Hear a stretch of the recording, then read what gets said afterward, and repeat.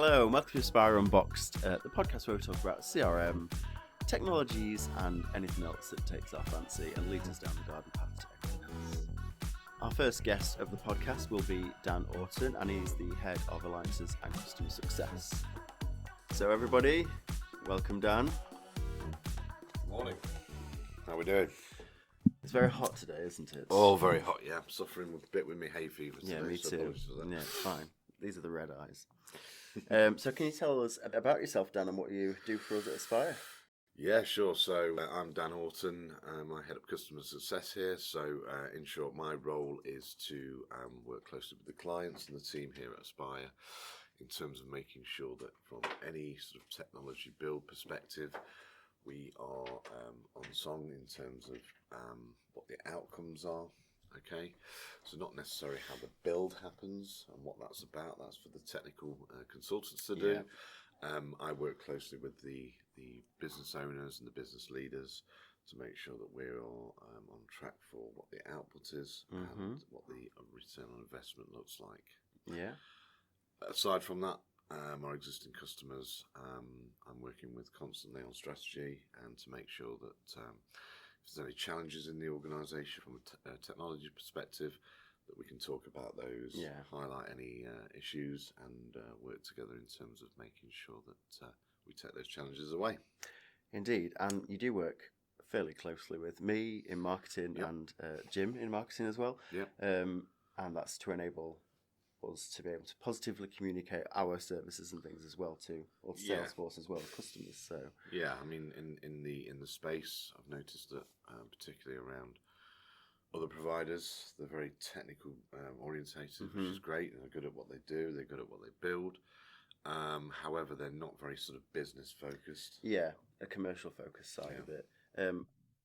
Like you said, I've noticed that some providers of services, they sort of ride on the technical language as well, and not everybody in businesses responds well to that, I think, because you've got to apply it to everybody that has an deep understanding of it, but also from a commercial side, not everybody's going to be technical. So I think we do a good job of demystifying the technical side and presenting it in a more sort of clear, consistent sort of message. Well, we've been working together, and obviously your team, in terms of getting the right messaging out there. Exactly. It's rather sort of talking product. We're talking sort of challenges, typical challenges in solutions in the financial sector, for example, and what other organisations have done to fix those and work with those. And for both of us, as you know, it's very much about making people feel comfortable that they're not alone. Yeah. And also when businesses are working on transformation projects and CRM, not everybody in that business or in the team is going to feel comfortable when we're bombarding them with technical speak. So to make it accessible and for people to buy into that, I think we have to simplify the messages to be as accessible as possible. So I think we do a good job of that. We do. So, can you tell us what your role does for customers and clients? How do you help them along the way in this, long journey of CRM and transformation and things like that? Sure. So, many years ago, I was introduced into personality profiling. Yeah. And at the time, I thought it was a bit of a joke. I thought it was a bit too serious. Yeah. But actually, it's very important because not just in the buying market, but in the delivery market also, and just generally in life, you have people with different personalities. So with the different personalities, when two people or a group of people are talking about a solution or a challenge, problem, it could be anything. If the answer that they're hearing isn't quite right, they don't necessarily get it. Yeah. So in the buying market, they won't buy because they haven't got enough information or to feel comfortable to make an informed decision. But in a sort of delivery point of view, they might agree to something that when we're building, let's say, the solution out in terms of Salesforce and configuring it in a way that we think is right, but they are not sure. come the end of the project or during the project, they may not be too happy. So it's very important in my role that I support both the customer and the team in terms of making sure that we are delivering the right thing and the message is heard correctly, not just from a marketing perspective, but also that we're satisfying that personality type. And you know, sometimes you hear people say, "Oh, yeah, we've got some great customers and we've got some difficult customers." It's not necessarily that the customers are difficult; it's the fact that they're very either business oriented, and demanding. They want results quickly, and the ones that you don't really hear of that are quite soft and quiet, or maybe quite introverted, or maybe a bit scared of the saying something to challenge something. People. So in that sense, my role is to make them feel comfortable and act as a conduit in between the two, and to also make sure that you know, if they think that Salesforce only has a capacity of doing X, but they don't know about Y, and there's a lot that Salesforce do. Exactly, So that's it really. Great. So we know you've had a fairly long career, and a lot of it's been based in IT. What makes you say that? Well, I don't know. You're only 22. I know. 23 sounds. Okay. So I'm the older one. I'm 47. I'm 34.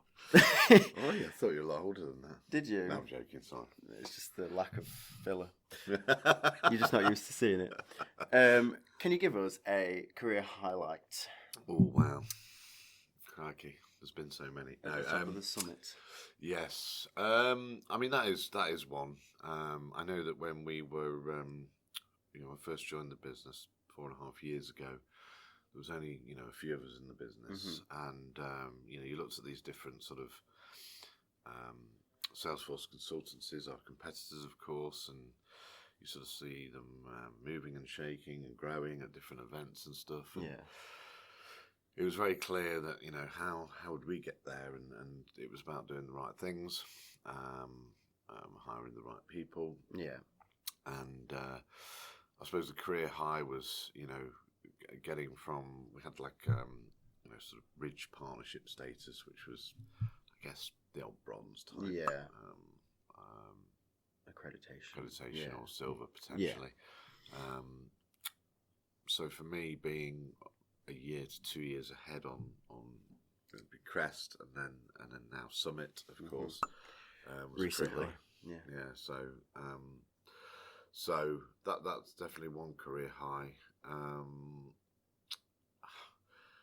There isn't something that stands out. I mean, I really like it when I see customers go from frustration to, previous Salesforce project was bad. They feel like that's not. I think sometimes they feel scorned by bad implementation. Really, not the solution for them. So they look at other solutions, but having to wind that back and then actually talk about things properly. Then reconfigure what they bought previously, typically through some managed service or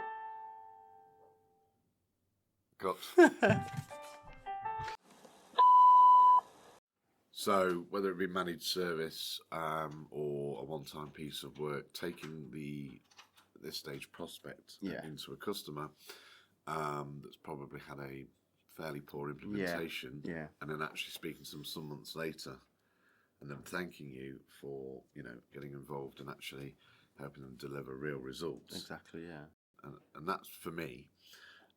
It is what feels good. Because it's genuinely helping a company, enable growth, enable better processes and things like that. So I think too many people are stuck in task mode. So, and what I mean by that is just ticking boxes, going through the motions, and not actually pausing and thinking outside of the box in terms of why are they upset? Who else is involved? What went wrong? What went wrong? Was it a personality thing again? Most likely. Was it a misunderstanding? Most likely. Were things rushed? Probably. Did they just say yes because they weren't sure and didn't want to look silly? Most likely. So it's just being able to make them feel comfortable, reel it back, take it back to basics, and actually deliver the solution that they actually invested for in the first place. Yeah, for sure. And I think what we're also broadly good at is making sure that that client is supported along the journey and in implementation. We don't rush things as well. So we've got Natalie, our who runs the project management and implementation, and I think that's what we're really good at, is making sure people feel like they're comfortable, and obviously then create a relationship from that. And it's not like this is a project, this is finished. It sort of continues. Obviously, there's a sliding scale of how that continues, but just relationships and supporting people as that thing happens, so they're not scorned again. Obviously, Salesforce is so broad, they might not know about that. There's this product that can fix this issue we've noticed along the way. But this might need a solution. But yeah, it is a good, it's a nice feeling when a business really does benefit from what we've done. So I will work sometimes on these projects in terms of the kickoff, because I've been involved in the initial buying process potentially for new net customers. Yeah. For existing, I catch up with regularly anyway, and we have strategic CSM meetings where we're measuring real tangible results and return on investment. And I won't go into that because that's a bit of a trade secret.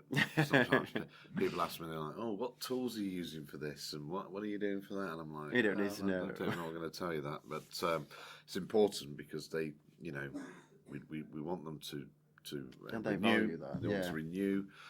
We wouldn't, we don't want them to attrit or anything like this. So it's important to keep that going. Depending on the size and the scale, I might get involved with towards the end of the training to make sure that the training's been delivered successfully. Again, different personalities in a room. Yeah. Does everybody understand that? Yes, but actually they don't want to say, "No, can you show it me again?" because they feel a little bit uncomfortable with that. Yeah. But it's important because when they go out to their day job, if they don't know what they're doing with it, and if it doesn't work for them, correct, as well. Correct. So it's got and then sort of close off of projects. We'll get some feedback. We have our own internal CSAT survey. Indeed. Plus we have the Salesforce CSAT survey where we're maintaining that high score. It's very important. And then I'll set up a series of depending on size of project, size of customer, and what we're trying to achieve. Yeah. It could be monthly meetings. It could be initially bi-weekly. Yeah. And then we sort of move more into a quarterly format. For some of the smaller ones. And I think the as you mentioned, like the round of a specific project and things, the customer success story that we get from that is also great because. This is the evidence for other people that might have a similar situation and they're not sure what they're doing or how to do it. Well, then we're the partner for you because we've done a thing exactly the same as that or very similar to that, and we'll tailor it to your needs. You and I worked on those the digital brochure, if you remember. And, Indeed, We put quite a bit of time and effort into that, as you know, and that was very much about rather than just saying customer A had this delivered and this was the challenges and this was the results. We've added a bit more in terms of industry-specific challenges. Relating the story to around that. The different financial services clients that could be relatable to anybody else. Exactly. Whether it be, around consumer duty, data protection. It could be anything to do money laundering. It could be anything really. But ultimately, that's what the problem that they need to solve. What we need to do is translate the technology and security into that to be able to deliver on that particular regulation. And I think it's good for anybody who's looking either to implement or to make better the processes that they've got with Salesforce and things. Yeah. The story around it is sort of people can access that more easily, and they're like, oh, that's the sort of problem that we have. But yeah, I think it's great to get this sort of narrative around it, and otherwise it's just words. So there's a lot of talk about AI, especially with the generative AI and stuff, but also Salesforce, Agentforce. And we've been to the World Tour last week, and a lot of it was about, headless. What was the term? Yeah, headless. Yeah, which is a new thing that's been released. Yeah. And AI is everywhere. But how how is that going to change for our customers when we've got implementation of Agentforce and things like that? Yeah, I mean, because they use it a little bit differently than a generative engine. Yeah, so I'm hearing a lot recently, particularly in the SMB market space, that things are slowing down or have slowed down. And from my perspective, I feel that the buying market is just a little bit confused at the moment. Yeah, there's a lot of different messages going around, isn't there? And the thing is unlike other things, it's changing at a phenomenal rate. It's very fast. Yeah. When Agentforce was first sort of released, which was not that long ago, there's been various different versions. Yes. Yeah. You know, and that will continue. And you know, some of the enablement events I've been to, we're talking about other versions already, and there's acquisitions going on to enhance the technology, to bring in, you know, more skills, etc., etc. So it is changing all the time. The buying market's paused a little bit when they're trying to figure out what they're buying. Exactly. They're hearing a lot about AI. There's general confusion in the market because if there's that many versions, you don't actually know which is right for you. You know, it can cause a lot of confusion. Well, it's different versions in the sense of a bit like a mobile phone. Yeah. You know, you have an update regularly, and that's to enhance the technology that's already there. So that's what I mean by versions. But in the tech space, if you are looking to change a solution, you've got a Microsoft or a HubSpot or a Salesforce or other people talking the same language. It's very difficult to understand what you're actually potentially buying. But one thing I will say is we're being asked more and more by our customers about AI strategy and to help them figure out what that is. Yeah. And quite simply, people are scared. You know, they're thinking, oh, well, this is going to replace my role. I won't be needed anymore. But actually, it's more about the AI helping enhancing the person to do their day and job. Salesforce did push that a lot, didn't they? There was, you know, it's AI it is to help humans, not take over humans. Yeah, I mean, why do C-level or business owners have personal assistants? Yeah. I mean, why can't they just do that themselves? Book the dentist appointment, schedule the calendar, because they're too busy. Exactly. And they need somebody to help assist in doing that stuff. Yeah. So that's the way I would look at it. You know, I always say that it's a starter for 10 sort of thing. You will use it to direct you, but not necessarily. In my role, marketing role, it's good to give you a base to then you humanize things, because you can tell when things are written by AI or you know. I mean, the thing with Agentforce, for example, is you can have external, as in it will help the customer get information. I use it personally. I used to use chat previously, not because I don't want to speak to somebody on the phone. Sometimes that's good for different reasons, like your Sky or your Virgin or something like this, to get a better deal. Which I'm currently trying to do with.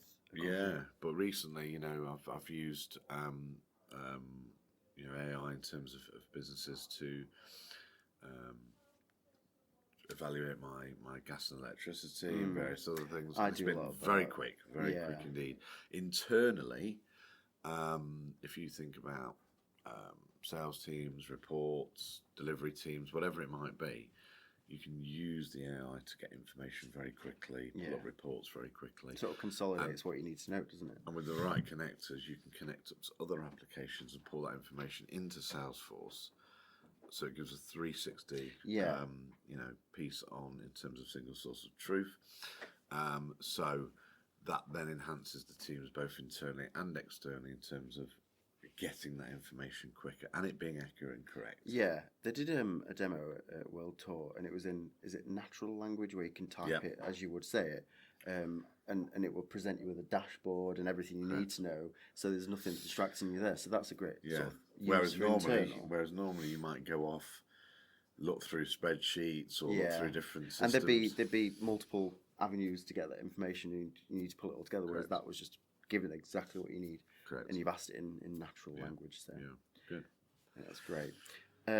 We have published a few blogs, you know, covering challenges that the financial sector and clients that we've worked with face, and how we've overcome those challenges working as a partnership and coming to a successful wash up with the project.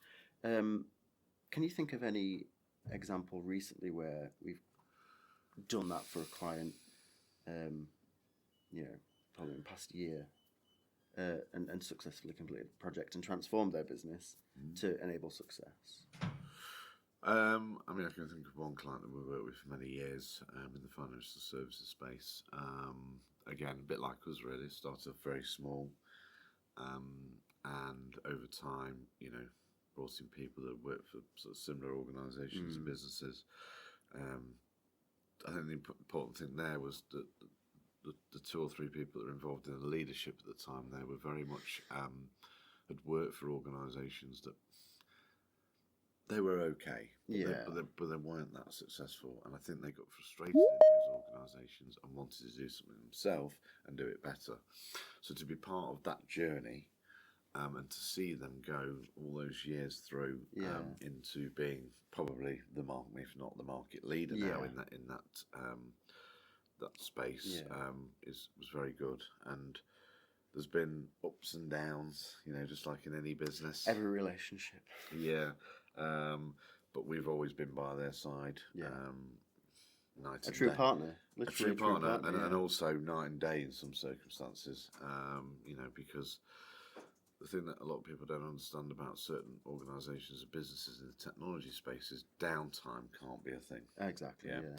So there needs to be a very smooth, gentle migration. Things need to work, and if they don't, that's loss of earnings, and that causes a problem. Fix it quickly, yeah. Correct. Yeah. So when I used to work at my last place, we went to this thing called the Autism Show, and they have a Lego, what do they call it? Lego therapy, like booth.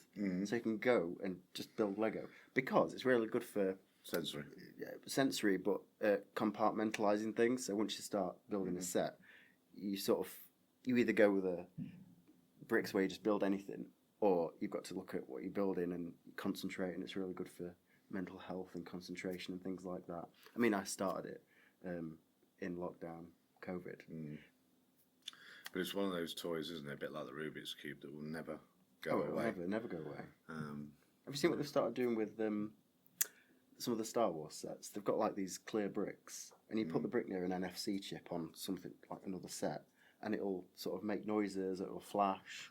Wow. Trying to bring technology into it, you see? Yeah. Okay, so this is the Inquiz-O-Jar. So this jar is full of questions that I don't know what they are. They're very random, I've been told. Right. We've got 5 of these. Okay. And you've not really got to think about it. You've just got to answer by instinct. Okay. Let's do it. I wonder who wrote this one. If you can invite anybody to be a guest on this podcast, massively famous people or somebody you've got an interest in, who would it be? I mean, Mark Benioff for sure. Oh, yeah. CEO and founder of Salesforce. How long has he been the CEO? From the start? Yes. Yeah. And there's a team, actually, that have been involved from the start. But the reason why I pick him is not just because, this is the ecosystem we're in, but it's in person, trying to understand where his head's at, with all the drive, the acquisitions, the ambition. It'd be good to see that, in the person. Thought process and all that sort of thing. Yeah. Who did you meet at World Tour last? The F1 guy. Yeah, the CEO of F1, yes. We should invite him on. We could do, yeah. I mean, I wasn't supposed to meet him. People were trying to get photos with him. Yeah. And security was saying no, but I just grabbed him, Big fan of F1. Got to break the rules. Big fan of F1, and when he was running Ferrari, he's a good guy. So yeah, good. Claim to fame. Okay, number 2. I think I know some of these. What emoji do you use the most? If we could split it between, what you use on Slack. And what you use in your personal messages. I mean, Slack's an interesting one because I will be asked a question or somebody will check something with me, and I'll just do a thumbs up. Thumbs up is the main one. problem with that is that sometimes people are like wanting a bit more out of me in terms of an answer. I've not got time for that. But I'm happy with what they're saying or what they're proposing. So thumbs up from I a would Slack take point of view. In my personal life, I use WhatsApp quite a lot. I use the heart emoji quite a lot. Yeah. He's never sent me a heart. Unfortunately, I'm quite lucky to have a lot of love. Aww. I can't remember the last time I used that one. Mine's probably the crying face, but like this way. Or the middle finger. No. There's another one, but I'm not going to say what that is. Yeah, okay.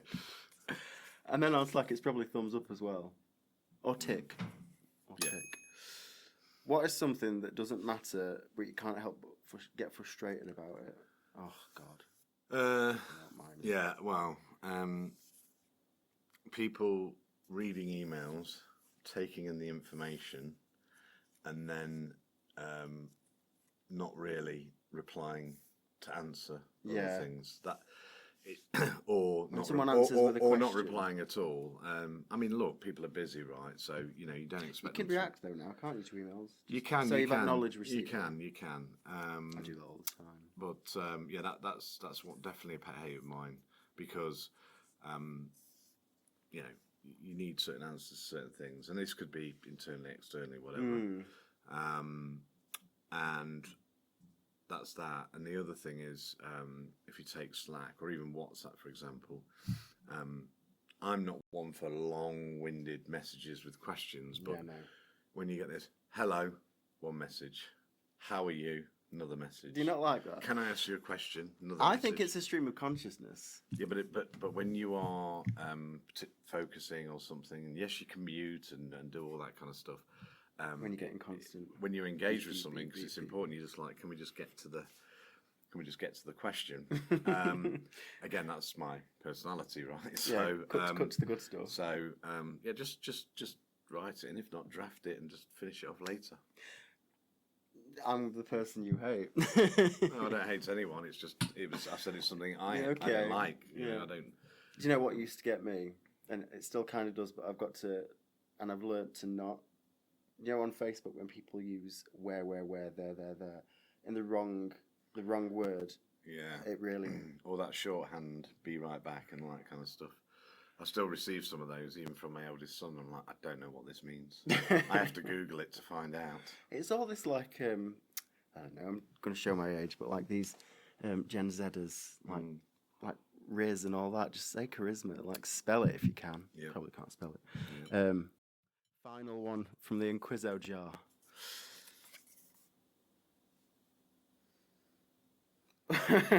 Don't know if we can even discuss this one. What's the weirdest thing that you've ever bought and why?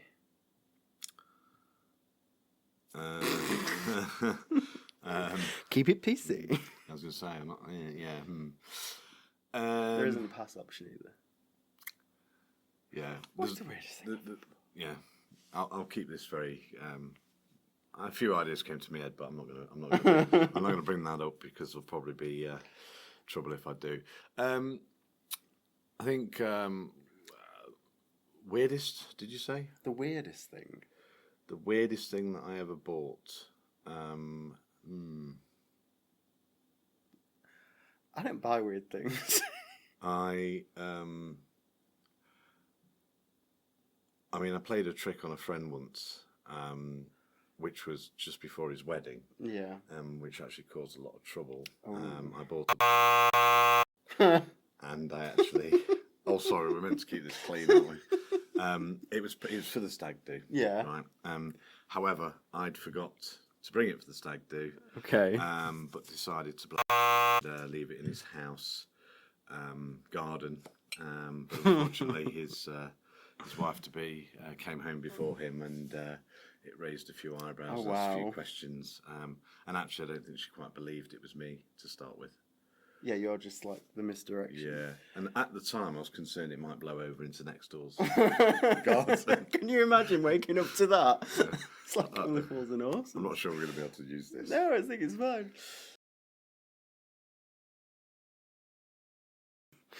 Okay, so this is a quick round, quick fire. It's a this or that. Okay. We'll do like the CRM side, the tech side, and then we'll go into the funny bits. Okay. Okay, so manual entry or data automation? Data automation. Clean data or massive data? Clean data. Slack or email? Slack. Video call or phone call? Phone call. Home office or HQ? Ooh. HQ as long as everybody else is in. Yeah, same. Dashboard charts or spreadsheet rows? Dashboards. You would say that. Early bird or night owl? Night owl. Paper to-do list or digital checklist? Digital checklist. And we had this conversation briefly earlier. We did, yes. I like a good paper list. Mac or PC? Mac. Same. Virtual or offline? Virtual meetings or offline meetings? Offline meetings. Face to face. Face to face. Yes. Yeah. Tea or coffee? Coffee. Really? Mm-hmm. Oh, I'm 50-50 on that. Physical book or Kindle? Kindle. Oh, I love a physical book. Cats or dogs? Dogs. Mountain cabin or beach house? Beach house. Mountain cabin, we're so different. Air fryer or slow cooker? Ooh. Or none? Ooh. Oh, I don't know if I should have bit this, just what I said. It took me a while to warm to them, but I having 3 young children, they're a lifesaver. Air fryer. See, I've never used one. I don't know if people keep saying, "Oh, you need to buy one."